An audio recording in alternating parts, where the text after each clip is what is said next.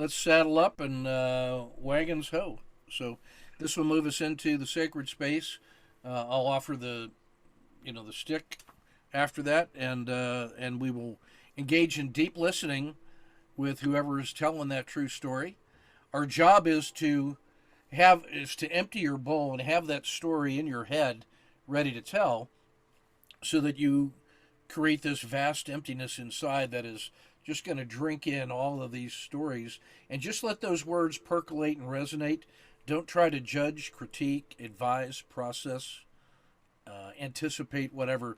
Just uh, experience listening to the truth and how it feels when there's no there's no other motive. There's no other thing that is supposed to follow it.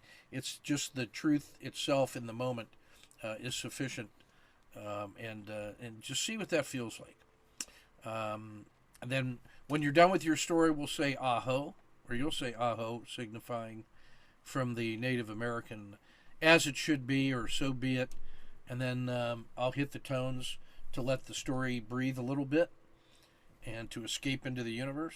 And then the next person just grab the stick, and off we go. So here we go into the sacred space.